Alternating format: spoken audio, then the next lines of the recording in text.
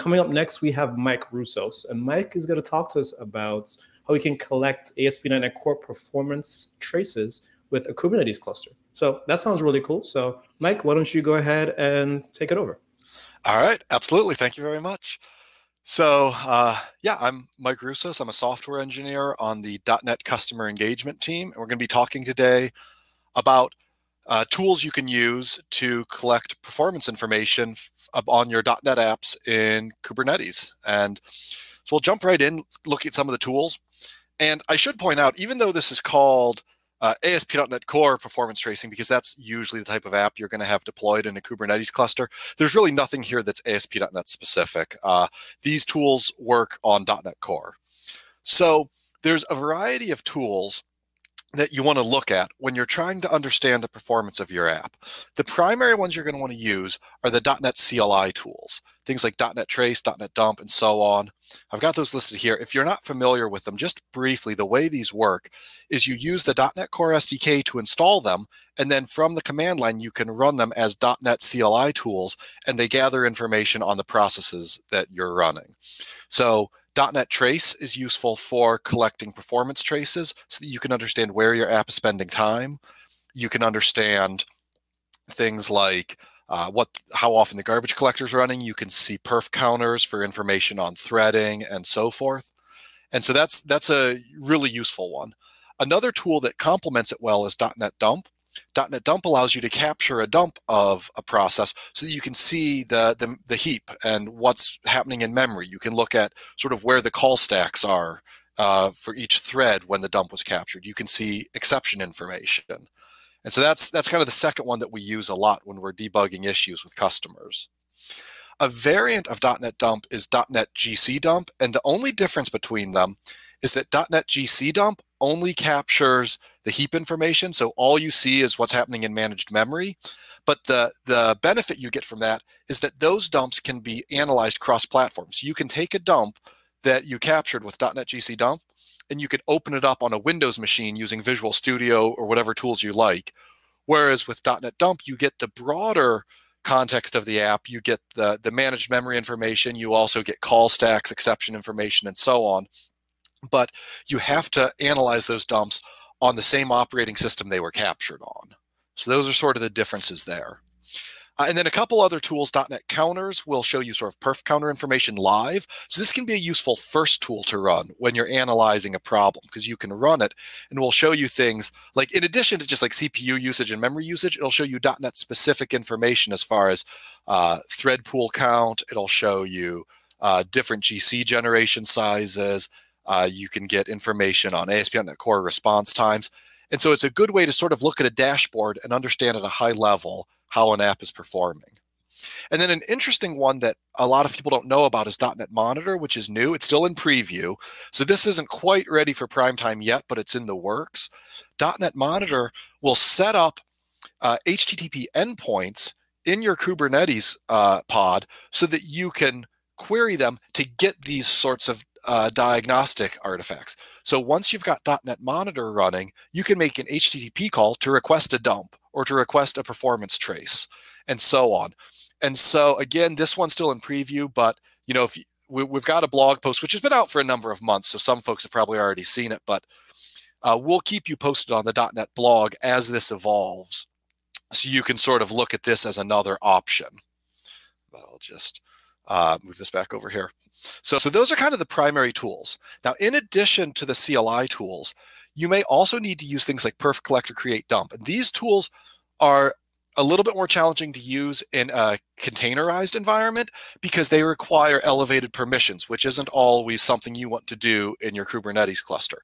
But these tools have the benefit of also capturing native information. So all of the CLI tools can run easily without having to be elevated, without any special environment variables, but they're only going to capture the managed state of your process.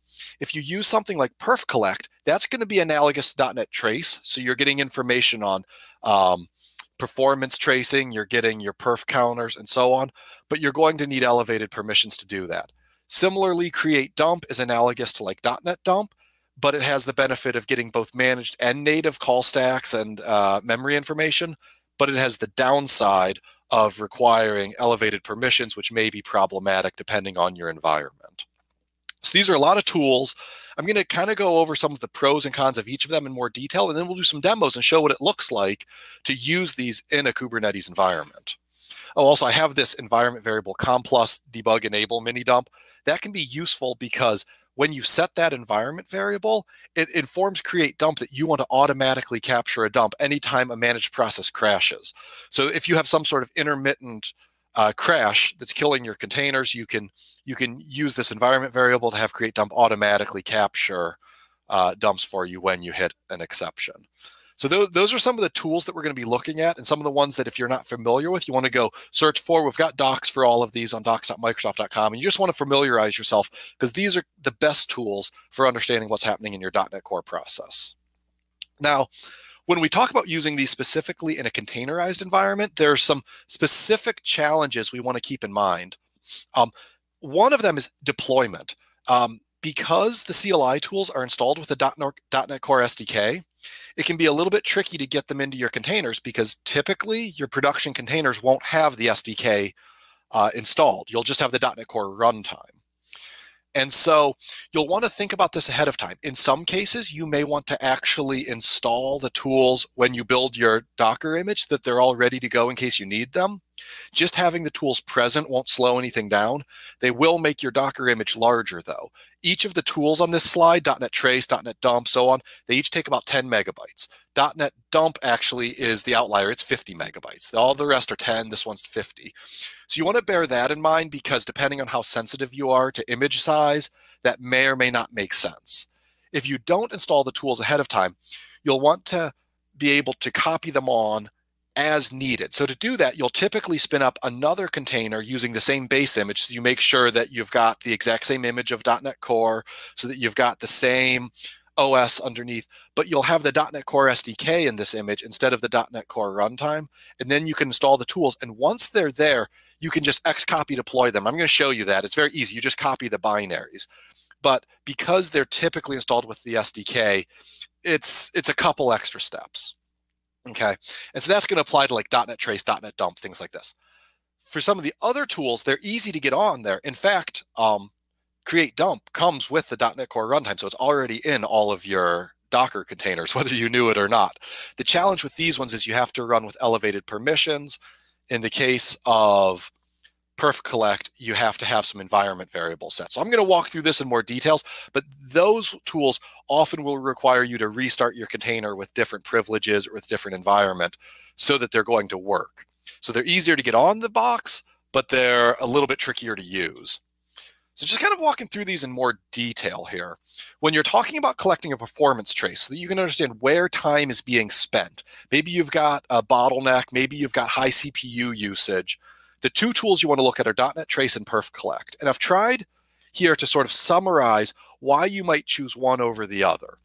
Again, .NET Trace is going to be the recommendation typically because it's the easiest to use. You don't have to have any sort of special privileges. But the downsides are that it's managed only. You can't use it with .NET Core 2.1. And if you were to try to use this from a sidecar container, which is another scenario I'm going to talk about, running from a sidecar container, all of the .NET Core CLI tools like .NET Trace, .NET Dump, and so on require access to the temp directory of the container where the .NET process is running. So if you don't run .NET Trace in the same container as the app, you're going to have to make sure that the temp directory is shared between your containers so that it works. Perf collect, on the other hand, like I already alluded to earlier, is going to give you even more information because it shows you both managed and native portions of your app. It, in fact, can show you multiple processes at the same time. So if you have a cross-process perf issue you're trying to track down, you probably want to use perf collect. But you're going to need to be running with sysadmin capability, which I know some folks don't want to do in their containers. There's also a couple of environment variables which need to be set before your .NET Core app starts. So you may need to restart the app or restart the container with different environment variables if you need to use perf collect. Similarly, if you're going to be using .NET Dump, .NET Dump, .NET GC Dump are sort of the recommendations here, again, because of their ease of use. If you can use them, this is what I'd recommend you go with. And again, the only difference between .NET Dump and .NET GC Dump is where you can analyze the dumps and how much is contained in them.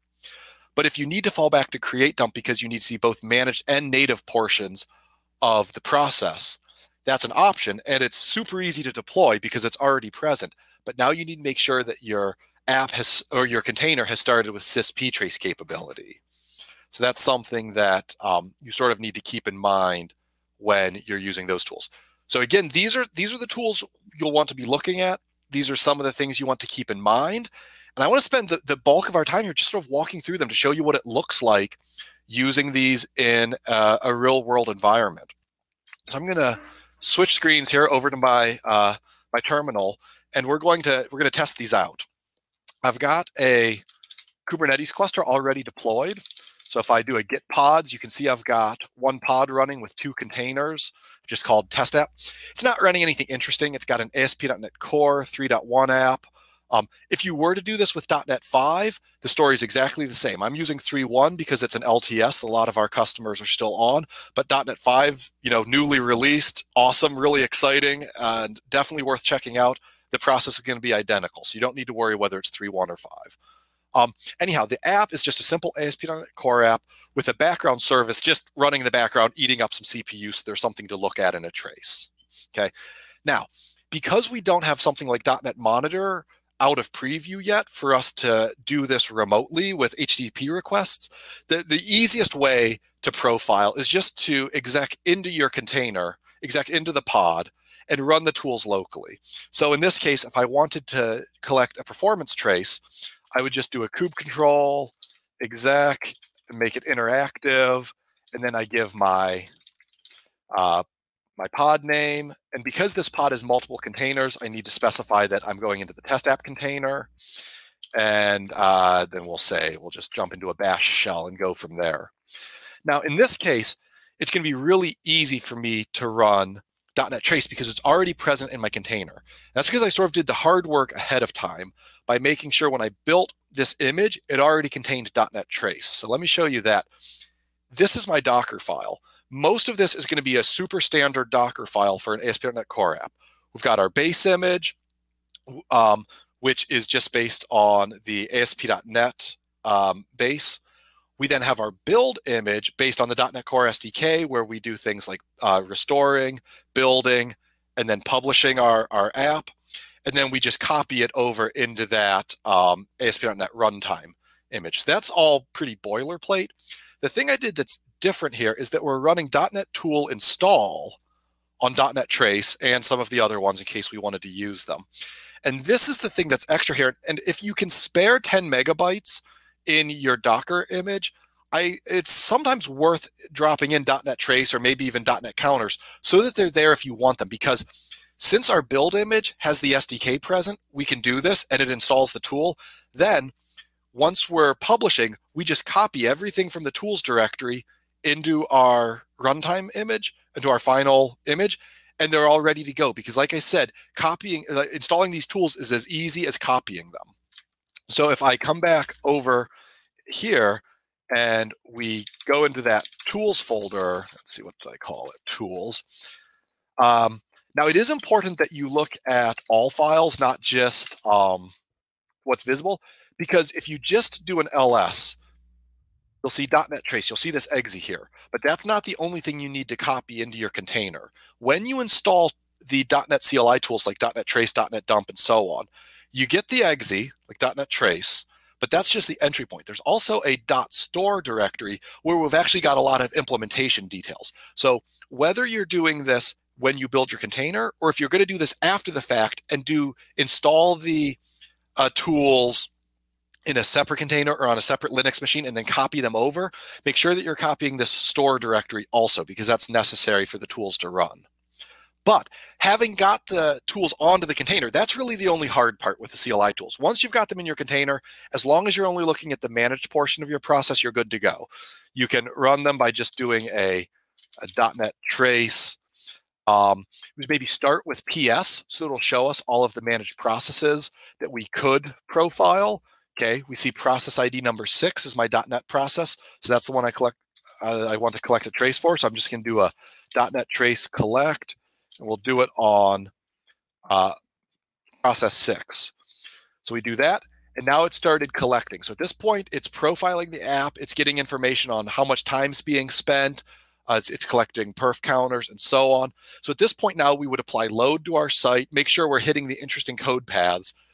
Usually once you've got 20, 30 seconds of a trace, that's going to be sufficient as long as you've got interesting traffic coming in. So at that point, we can hit enter or Control C to be done. It finishes up, zips everything up, and now we have this trace.net trace file, which we can open in Purview. Now, one of the drawbacks to doing this on Linux is that you can unzip this and pull out some stuff that you can analyze with the perf tool in a Linux environment, but the best way to analyze these is using Purview, which is Windows only at the moment. So in order to analyze this trace, we're going to jump back out of our container, and we're just going to copy this locally. So we'll do a kube control copy, and we'll copy from the test app container. It was in tools, trace.net trace, and we'll just put that here in a folder I've got set aside for that. And again, because I've got multiple containers in my pod, I specify that this is coming from the test app container. So we do this. It copies the performance trace from my cluster locally. Now I'm on my Windows machine. I can run Purview, and we can go ahead and open it up. Now, if you're not familiar with Purview, it's definitely worth learning. It's a very powerful performance analysis tool. It's been around for a while, so folks who are coming from the .NET Framework side may have some familiarity with it. But you can go out to github.com/Microsoft/Purview. It's all open source now. And we've got some links there to tutorial videos, some useful blogs. So if you're not familiar with the tool, definitely go check it out. It's worth learning. And I'm not going to dive way into this because I don't want to get too sidetracked from gathering the data, but you would bring this over here, you'd open it up in Purview, and now we have access to the various events that happened. We've got our stacks, so we can come in here, try to figure out where we're spending. Let's look at our CPU time, perhaps. We'll drill into that, look at callers, and pretty quickly we start to discover that, there is, especially if I take off the filter, it'll be more obvious. See in here that we've got something called spin service, spin for a second. This is an API that I have running as a background service in my app that's just continually checking the date time and waiting in a tight for loop. And it's really just burning CPU. But that shows up in here because we've gathered this performance trace. So that's one option. The other option would be to use perf collect, which I want to move on to the dump debugging because I want to make sure I cover that one as well. But perf collect ends up being similar, but you have to make sure that you're running with a couple extra permissions. And we'll see that also with the dump debugging. So we'll get a little bit of that in a minute. So let's take a look now at how, if we wanted to gather a dump for that process and understand what was happening on the heap, or to look at specific call stacks. So for that, again, we can go into our Kubernetes cluster again. We can exec in. Now this time, I could go into the test app and I could use .NET dump because I've got that tool there. But let's suppose that we want to use create dump because we want to see both managed and native memory. And we want to get that broader view. Or this would be the way you would do it if you wanted to run perf collect, if you want to use one of these native tools. In that case, we could jump back in where we were. In fact, I'll do that and I'll show you what happens. But it's not going to work because it needs additional permissions. So if we come in here, and now, again, the one nice thing about if we use create dump to get a dump is that it's already present. So if I just take a look, let's see here. If we copy this path, make sure I get it right. If we look next to the .NET Core runtime, create dump's already there. So we just go to user share, .NET shared, your runtime folder, the version. The create dump's already present. But in this case, we're not able to run it because we're not running with proper permissions. So even if I do this, we get permission denied. So what we can do here is we can run it from a sidecar, or we could just restart this container with elevated permissions. So let me show you the way I set this up in the Kubernetes manifest, because that's going to be sort of interesting. So we already looked at the apps Docker file. The other one that's interesting is I've got this sidecar Docker file. Now this one, it's just based on the .NET Core SDK because we're not worried about it being small. I've installed perf_collect already. So if you wanted to do that, installing perf_collect is as simple as just curling down the script, making it executable, and then running perf_collect install, and this gets perf_collect ready to go. And I'm also installing the .NET Core CLI tool, so I've got them there if I need them. But the interesting part is really in the Kubernetes manifest. So in here, this is a fairly standard Kubernetes manifest deploying my app. You know, we've got test app, and we've got the port, we've got some resource limits. The things that are interesting are that I've also included this sidecar. And now with the sidecar, I've also added the security context section with certain capabilities. And I'm running it with the sysadmin and sysptrace capabilities. And that's going to give this sidecar container the ability to do some things that our normal app container can't. Sysadmin is going to let it run the perf tool, which perf_collect is using, and sysptrace is going to allow it to use create dump to capture dumps of any processes. Now, also, when I set up this pod, I've made sure that I'll specify share process namespace is true, and that's important because that allows my sidecar container in the same pod as my target app to see those processes, see my .NET processes, and profile and debug them from a separate container. So because we've got shared namespace, shared process namespace is true, and because we've got elevated permissions on our sidecar, we're able to actually now exec into that sidecar container and use tools like create dump, or if we wanted perf_collect to profile. I'll also call out that I do volume mount the temp directory. This is not something that we'll likely see in this demo, but if you wanted to use the .NET CLI tools from a sidecar, like I said earlier in this talk, you need to make sure that your temp directory is shared between the sidecar container and the test app because files get written there that they share. So that's why those are have that. So having shown this, we can jump back over here and let's go ahead and run create dump just to show what that looks like. We could do .NET dump as well, but it's basically the exact same experience as .NET trace, so it's not terribly interesting. So we're going to exec in. This time I'm going to exec into my sidecar. And again, it doesn't have to be a sidecar. You could use the target app itself. It just would have to have those elevated permissions. Something that's worth keeping an eye on, and I think I actually had this on one of the slides, is ephemeral containers. Ephemeral containers are only in alpha right now for Kubernetes, and they're not available in AKS. But in the future, ephemeral containers will allow you to, on the fly, add a container to an existing pod for debugging purposes. And this is like exactly what we want. So it's not ready to go yet. You can't do it today. But as this comes out of alpha and gets support in Azure Kubernetes Service, kind of the dream state would be that you don't even have to put anything special in your production container. Instead, you could add an ephemeral container to its pod as needed and run these tools from there. So if we do that, let's come back over to this window. I've execed into my sidecar.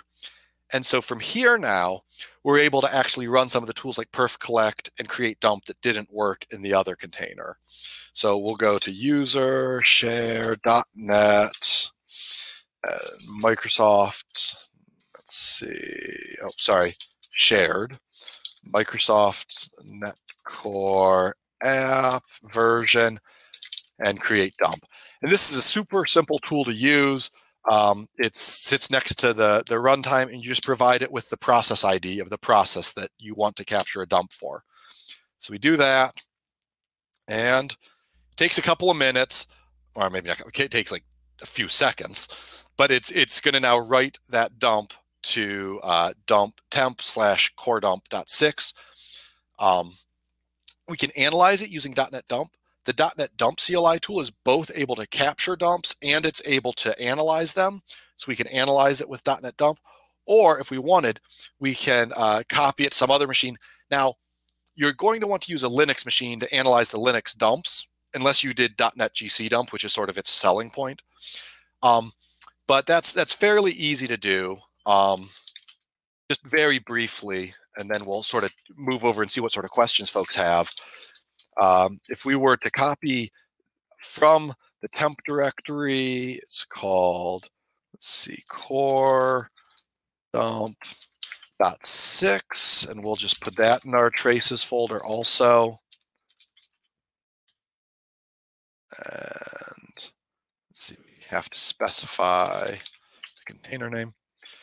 This will take just a minute to copy over because the dumps are sort of large files.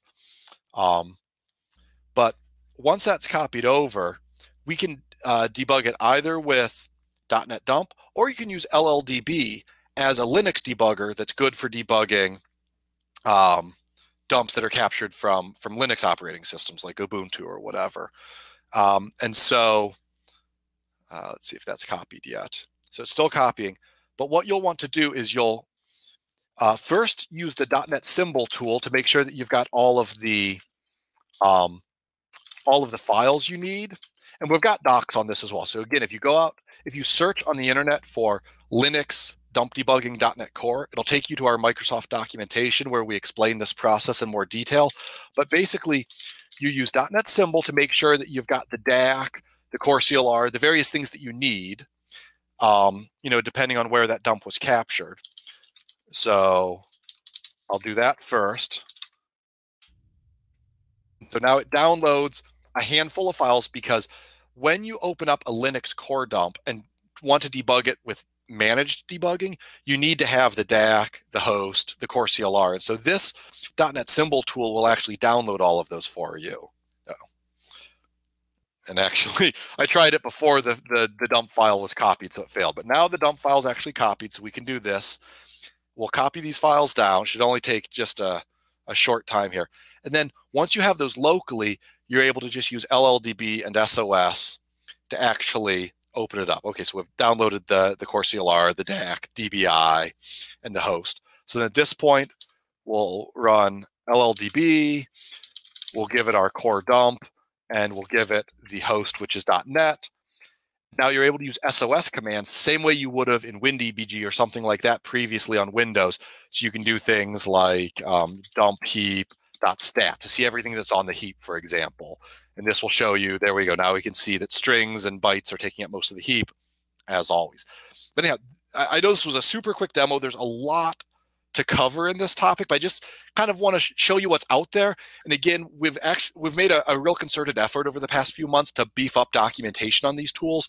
So if you want to dive in more, just go out to docs.microsoft.com, search for debugging in containers or Linux debugging on .NET Core, and you'll get docs. But these are the sorts of things that you'll be looking at, and hopefully this gives just a kind of brief idea of how they work. So with that, I haven't been watching the chat window. Let's see, do we have any questions? All right, thanks, Mike. We do have some questions for you. Okay, awesome. So let's head over to the tag board. And This one's from Robert Emmett. And Robert is asking, can .NET counters be used as an equivalent way to use Win performance counters in Mac or Linux environments? I'm assuming it uses event counter APIs. Yes. So .NET Counters works cross-platform. It doesn't actually use perf counters since they're Windows only, but as you point out, there's event source event counters, which are in .NET Core, the cross-platform replacements. So .NET Counters works everywhere. In fact, well, I don't want to spend too long on this one. So the short answer is yes. If we run out of questions, I'll demo .NET Counters. But yeah, absolutely cross-platform, and it's a useful replacement. All right, great. So that was our only question, but we do need to move forward and head over to the next speaker that's coming up really quickly. So Mike, thank you so much for coming on and sharing your stuff with us. And, folks are on Twitter. If you head over and you check out the hashtag .NETConf, there's tons of questions that are on there. So, definitely please head over there. And, if there's any additional questions, please make sure you, give everyone some attention. All right. Yeah, absolutely. Thank you very much. All right. Thank you so much, Mike.